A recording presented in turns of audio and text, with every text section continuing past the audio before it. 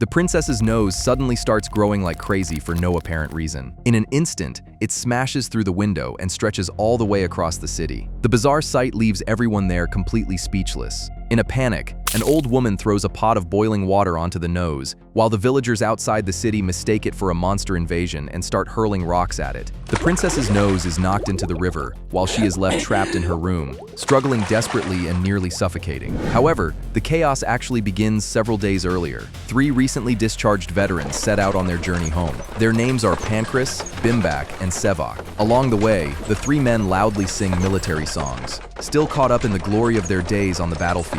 When their carriage reaches a lake, they spot a shabby old man with a hand-cranked organ beside him and a medal pinned to his chest. Bimbak is deeply puzzled. He cannot understand how a veteran who once earned military honors could end up living in such miserable conditions. Before they leave, the old man warns them to watch their spending, but the 3 men completely ignore his advice. Before long, they waste every last penny they have. That night, the 3 men camp out in the wilderness. Pancras is the first to encounter a little dwarf. The dwarf uses magic to conjure up a feast out of thin air. Coffee and pudding keep appearing one after another, and Pancras is thrilled. The dwarf then gives him a magical hat and tells him that anything he wants in his heart can become real as long as he wears it. Meanwhile, Sevak encounters another dwarf. He sincerely praises the dwarf's beautiful singing, so the dwarf gives him a wallet that never runs out of money and invites him to play a game called It Matters. It doesn't matter. Finally, Bimbak wakes up and meets a dwarf of his own. He receives a magical harp that can summon soldiers and servants. All he has to do is pluck the strings, and someone immediately appears to obey his orders. The next morning, the 3 men exchange stories about what happened during the night and realize that each of them has received a magical treasure. But they soon discover that these gifts are not simple presents at all. They are actually 3 tests set by the dwarfs. The hat tests their desire for material things, the wallet tests their greed, and the harp tests their thirst for power. Once they have the treasures, the 3 men immediately begin enjoying their new lives. Pancras, with his magical hat, wants to travel everywhere. Sevak, with his endless wallet, plans to go fishing by the lake. Only the battle-hungry Bimbak cannot let go of the past and insists on returning to the places where he once fought. When the 3 men reach a wheat field, a farmer tells them that the land has long since been turned into farmland. But Bimbak refuses to listen. He simply plucks the harp and summons an entire army, ready to recreate the battles of his past. Pancras and Sevak can only drag him away as quickly as possible. Bimbak's real problem is not a lack of courage. He simply cannot escape the obsession left behind by the war. The harp gives him the ability to create an army whenever he wants, while also magnifying his deepest desire for power. His 2 companions decide that he is getting close to madness, so they decide to find him a wife.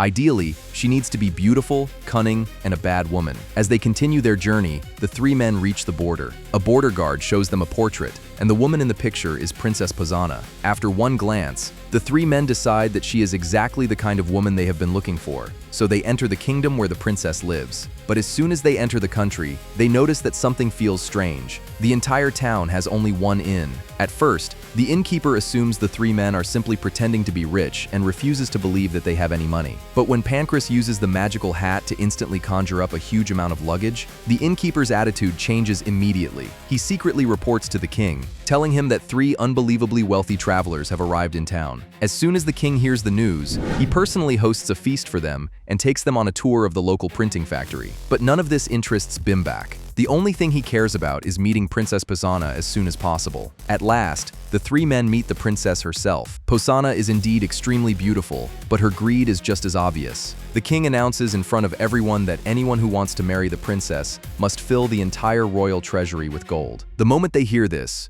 both Bimbak and Sevak become fascinated by the princess. Pancras, however, sees through her greed immediately and makes up an excuse to leave. To win the princess, Sevak is the first to bring out the wallet that can endlessly produce gold coins. The princess's eyes light up the moment she sees it. Bimbak refuses to fall behind. He plucks the harp, and in an instant a line of soldiers appears inside the great hall. Seeing this, the princess makes another demand. She says she also needs a barber. Bimbak plucks the strings again, and a barber is instantly summoned. Faced with their incredible abilities, the king finds himself caught in a dilemma and cannot decide which man to choose. Just then, the princess secretly calls the 2 men aside and tells them directly that she wants both the wallet and the harp. The king then orders his servants to bring wine mixed with a potion. The 2 unsuspecting veterans drink it and quickly let their guard down, while the treasures they are carrying are secretly switched. The next morning, the innkeeper brings out an outrageous bill. Sevak confidently pulls out his wallet to pay, only to discover that not a single gold coin comes out. At that moment, he finally realizes that the treasure has been secretly replaced.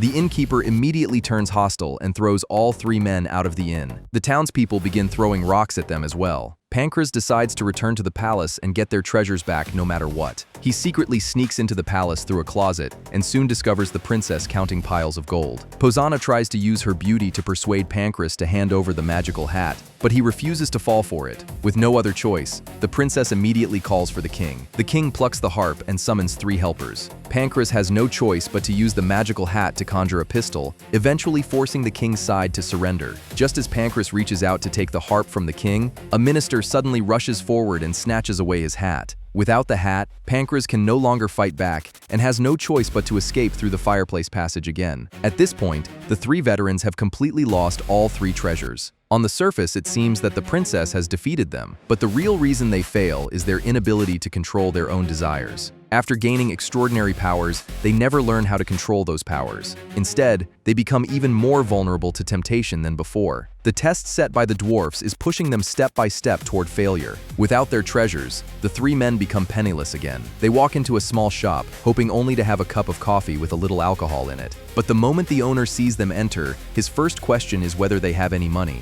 The 3 men honestly admit that they have none, and the owner immediately turns hostile. They then take out their medals and explain that these medals represent honors they earned with their blood. But the owner does not care at all. Instead, he mocks the old medals and says they are worthless. Completely desperate, the 3 men suddenly remember the nose tree the dwarf once mentioned. They search for it and eventually discover an apple tree. When Savak sits down to rest, an apple happens to fall from the tree. Without thinking twice, he eats it. But the very next second, he realizes that something is wrong with his nose. It starts growing longer at an astonishing speed. As the 3 men desperately search for a solution, a crow suddenly drops a pear into Sevak's mouth. Almost the moment the pear enters his mouth, his ridiculously long nose returns to normal. The 3 men come up with a plan. They decide to use this method to punish the greedy princess. Disguised as merchants, they enter the kingdom again and pretend to be merchants who specialize in selling royal apples. They claim that only people of noble royal blood can become more beautiful after eating these apples. The king has always been extremely stingy,